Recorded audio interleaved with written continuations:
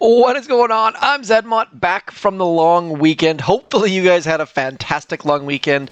Sunny here on Saturday, which was very much appreciated. Anyways, we are going to jump right in, have a look at the tribes. There are new tribes, and they are frankly terrible. I don't know what it is about medkits and medic healing, and I think we had these exact tribes 2 cycles ago, and to make matters worse, this is the tribal mega crab. So we have terrible tribes for the tribal mega crab, and on top of that, season 23 right here has been announced, and it has no name yet again. How in the world? Now, I have been yelling and screaming at Supercell saying, please never ever let this happen again. And they have said that they are going to do their best to make sure that every season has a name. Now, I don't care if the name actually has anything to do with the theme, to be honest. It's just handy to talk about a season by its name as opposed to by its number. Just little thing by me. Let me know if you care or if you think that's sloppy or what. Season, like, if there's no name, it just seems like someone forgot to check their checklist and add a name.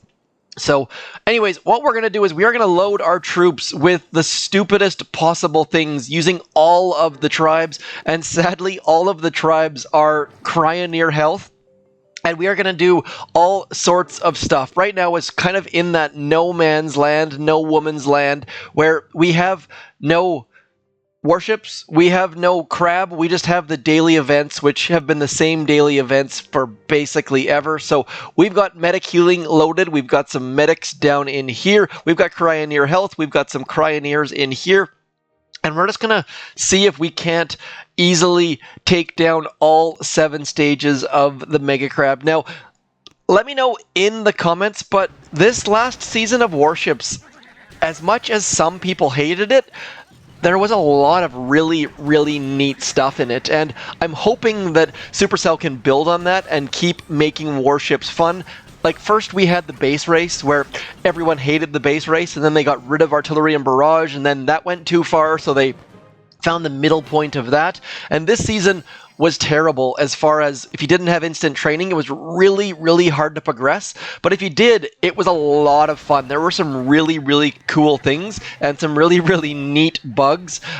For example, I'm not sure if you guys saw this or not, but if you had the crystal shield protector and you had the explosive drones would explode, and then they wouldn't kill themselves because they had the blue shield, so they would explode again. So you could get double the damage. If that was actually planned by Supercell, I would eat my hat, or whatever the heck that expression is. But overall, just lots and lots of neat metas, things changing, super warriors, all of that sort of stuff. So this season of Warships, I know a lot of you hated it, but I'm really hoping that it leads to better seasons in the future, because they can see where these metas progressed, how they can potentially make them better. And then I'm really hopeful that simply adding troop health, that's all it would have taken, is just give us some troop health, and then we could have had all those metas, and people without instant training would have been able to progress a little bit faster. It doesn't have to be perfect, like, you don't have to be, I mean, in an ideal world, you could get global #1 without instant training, but I don't know if that's possible from a revenue money standpoint. There has to be some sort of reason to get instant training, and I feel like the main base is becoming less and less of the reason for people to have that. So let me know, should you be able to get global #1 by just playing? I think you can in Brawl Stars, I believe. But the fact that there's no skins for the HQ or for bases, I don't know how they would make money on Boom Beach otherwise. So, again, please bring skins. I would love to see skins where you could even just buy some stupid flag for your headquarters, like that Operation Red flag that was here for a while there. Stage 4, typically it starts to get difficult at Stage 5. I do not recommend that anyone use this troop combination ever, simply because we have some random, we don't even have a tank, like our Zookas are the ones getting shot in the face. Maybe if you want to throw some heavies in here, but we are not going to be doing that. We are going to be going full frontal assault with all of the dumb troops. I switched to Critter Swarm simply because I don't use Critter Swarm nearly enough, and all of these machine guns on this left-hand side are going to eat all of our faces if we're not careful. So our medics, hopefully, are actually going to heal something instead of standing around. That is where those Dr. Vitamin... I also can't wait for Cryoneers to come back. I love, love, love those proto troops. Hoping we get some form of new proto troops in the next little bit. I have not watched... I guess this month in Boom is almost over. I guess suppose June is coming very, very soon. Now, I can't remember what it is about the Tribal Crab that makes it Tribal Crab. I'm guessing it's something to do with warriors, perhaps. Typically would be good if we had some good tribes for the Tribal Crab, but that ship has sailed, unfortunately. So we are stuck with Cryoneer health, medic healing, but we're cruising through the stages. Now, yesterday, it was kind of neat / interesting. For those of you who did Hammerman Strikes Back, some people on our task force really, really struggled with, what is that, Stage 6. Some people really, really struggled with Stage 7. Curious to hear what you guys did. I struggled with Stage 6. I'm not quite sure what it was with my prototypes, but just did not go terribly well. Managed to get it down very, very quickly once I made a couple small changes, but it seemed like it really came down to whatever the heck Hammerman was barraging. Like, for me, he was barraging out my rocket launchers, and then as soon as I added another prototype, he barraged like some random sniper tower, which gave me an easy win. So I went from failing and failing and failing to adding a prototype at the very back of my base that did absolutely nothing, and I managed to take it down just like that. So I didn't even get off the beach, it was so easy. So anyways, lots and lots of stuff going on. Also, Boom Beach Frontlines has a playtest coming up very, very soon.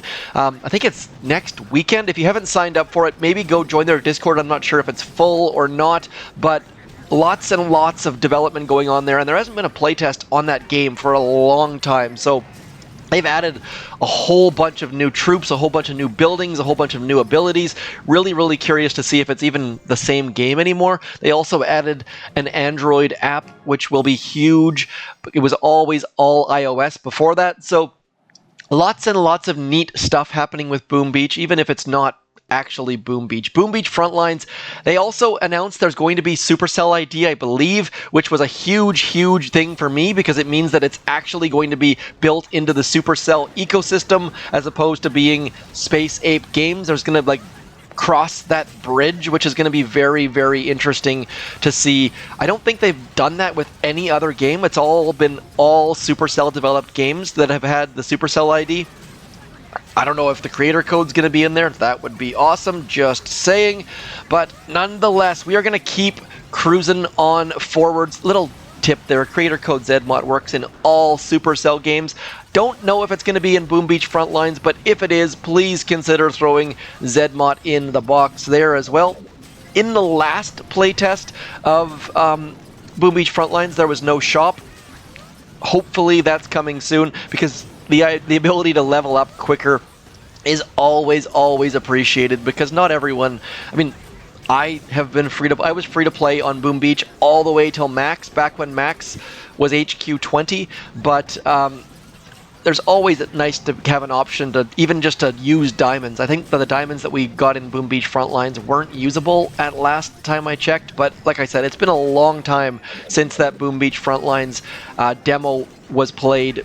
Months and months ago, it feels like. All 7 stages taken down using no smoke, Zookas, Bombardiers, Medics, and Cryoneers. So using those tribal boosts to our benefits, I don't recommend that anyone use that troop combo, but just showing that as a max level player with good statues, and when I say good statues, I mean purple and reds. Purple and reds are so, so critical in Boom Beach. If you've got blue or greens and you are below, say, 800 victory points, 1100 victory points, you are doing your task force a disservice. Speaking of task force, this task force right here is Delta 9. We are completely jam-packed full. Seems like trying to find spots for people is difficult, but if you're looking for a fun task force that is full of chatter and getting 29 diamonds every day for free, please hit me up in the comments or join our Discord, or send me a smoke signal or some other form of chatter. Anyways,